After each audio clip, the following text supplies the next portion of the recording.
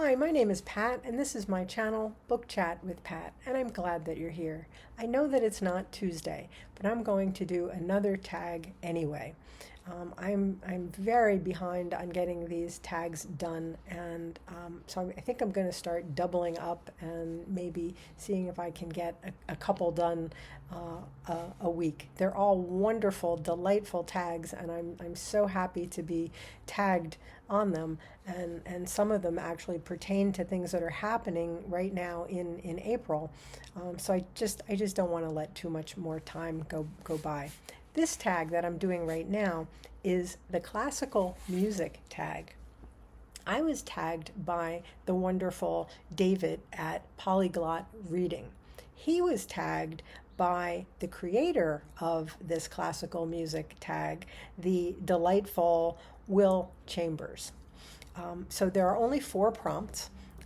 So here we go. The first prompt is Edvard Grieg, Peer Gynt, Suite number 1, Opus 46, Morning Mood. So the prompt is, what type of book, be it fiction, nonfiction, prose, or poetry, could or do you read first thing in the morning? Alternatively, if you're not a morning reader, what book do you think has a great morning scene? So I am definitely a morning reader. I am a really early riser and have been for many, many years. When I was still teaching, I used to get up at 4 o'clock in the morning. I had a significant commute to school, but I didn't need to get up at 4 o'clock in the morning. But I would get up at 4 o'clock in the morning and I would read for an hour before getting ready to go to school. So I would read either my students' essays. I was very alert at that hour and very able to think clearly and give really thoughtful feedback. So I would either read essays at that hour, or I would read whatever novel or play or poetry I was teaching at that time. So I would get an hour of reading in before 5 o'clock in the morning. I am now a retired teacher and I don't have that those same obligations. I still get up really early in the morning. I don't get up at 4 o'clock anymore, but it's not uncommon for me to be up and reading by 5 a.m. And usually in the morning, I will read a little bit of poetry and then I will move on to whatever novel or novels I'm reading at the time. Since I've been here on BookTube, it's been multiple novels and sometimes nonfiction as well, and poetry, always poetry. So I read a little poetry and then usually a little novel. So I will usually get at least an hour of reading in before I even start my day. By the time I get to the gym in the morning, I'm ready to watch some great BookTube channels, which is what I've been doing for the past couple months on a treadmill and a bicycle. Okay, so definitely a morning reader. Not so good at night. I can read a couple pages and I start to fall asleep. Okay, prompt number 2. Wagner, The Ride of the Valkyries, a book you enjoyed where the protagonist dies or an important death or funeral takes place. Well, as soon as I saw this question, I thought immediately of Hamlet, Shakespeare's Hamlet. And this beat up Folger edition is the book that I taught Hamlet from for many, many years. And it is completely fallen apart. It doesn't have a binding anymore. It's been taped together multiple times, but it's just, I can't part with it because it has all of my notes in it. So, Hamlet. Big time funeral scenes in here. I mean, almost everybody dies in Hamlet. By the end of the play, oh no, spoiler, did I give it away? By the end of the play, we've got Horatio, who has survived, and he's been left to tell the story, to make sure everybody knows the story of Hamlet. And of course, we have young Fortinbras as well. But there are a couple important funeral scenes in this play. Certainly there is Ophelia's funeral. We see her being, her casket being brought in Act 5, and this is the famous gravediggers scene where there's certainly a meditation on death and mortality, and how we all turn to dust again. But there's also just an incredible scene where Hamlet and Laertes both end up jumping into Ophelia's grave, and they're duking it out, each trying to show that his love for Ophelia was more pure. So that's a scene to behold. And then at the end of the play, which is really a bloodbath because all of the main characters are killed in the last act, young Fortinbras has come in, and he's now going to be the king, and he orders that Hamlet's body be picked up and carried up to the stage, and he orders that Hamlet be given a soldier's funeral, even though Hamlet wasn't a soldier, and that's the end of that's Act 5, Scene 2. So that's always a really powerful scene to behold when you're watching the play. Okay. Number 3, prompt number 3, Johann Pachelbel. Okay, Canon in D major. Which book did you enjoy which has a wedding that you wish you could attend? So I had a couple of thoughts about this prompt. There's a lot of good wedding scenes, and then there are a lot of weddings that we don't get to see. The first thing that came to my mind when I saw this prompt, of course, was Jane Eyre's by Charlotte Bronte. There are, 2 weddings. In her first wedding to Rochester, of course, is horribly interrupted. Mr. Briggs comes running in, and he protests the marriage, and he's carrying a letter from Richard Mason, affirming that Rochester is married to his sister Bertha Mason. And then, of course, we find out where poor Bertha Mason has been all this time. So that's a wedding that starts to take place and then doesn't take place. And then at the very end of the novel, we find out that they have gotten married, that Rochester and Jane have gotten married, but we don't see the wedding.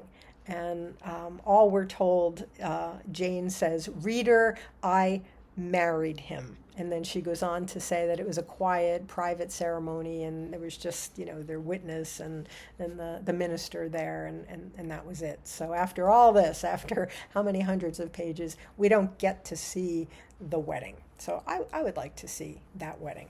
And then the other one that I thought of course, I taught all of these books, Jane Austen's Pride and Prejudice. Now this novel opens. Okay, this is a very famous opening line. It is a truth universally acknowledged that a single man in possession of a good fortune must be in want of a wife. So we're told right from the get-go that this is going to be a book about marriage, about men looking for wives and wives looking, or and women looking for husbands. And then again, it happens again. The whole book is about people trying to find the right partner and trying to get married. And then we don't get to see any of the weddings.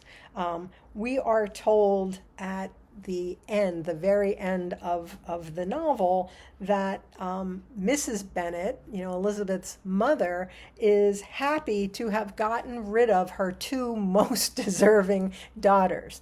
So we're told that they have gotten married, but we don't get to see the wedding. And I love this book. I'm making fun, but I feel robbed. We should get to see the wedding. Okay, so that's weddings. Okay, and then the final question is Gustav Holst, The Planets, Opus 32, Jupiter, the Bringer of Jollity. So the prompt is a book or a series which poignantly moves through phases. So I thought of two things. I thought of individual books, where a character goes through major changes and growing up, and that always makes me think of Dickens. So I thought of Great Expectations. Certainly, we go through Pip's life. From his boyhood to his maturity. You could say a lot of Dickens novels. You could say David Copperfield is a great one for this as well. But I also thought of a series that has always been near and dear to my heart, and that, of course, is Tolkien, The Lord of the Rings. And this collection, this box set that I'm holding here is from 1973. I've had this collection all that time. And of course, the trilogy, The Lord of the Rings, goes through Frodo Baggins. It's a multi-volume series. His quest to save Middle-earth. I have probably I've reread The Hobbit, and I've reread the whole trilogy several times.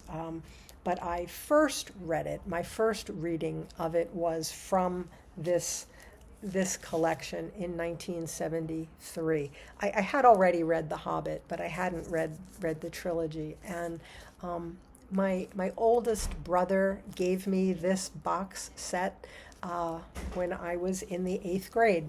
It was his Christmas gift to me. My oldest brother is responsible for many of my early musical tastes because he would give me albums and tell me that to pay attention to this person's going to be important, and he gave me this beautiful box set.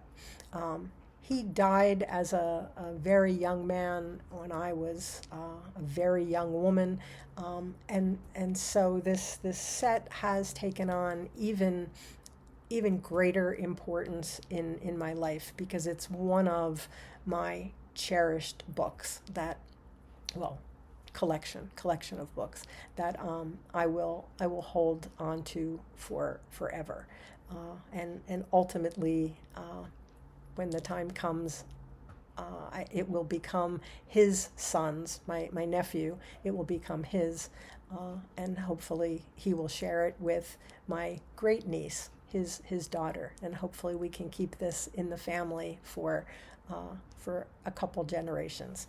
It's that important to me.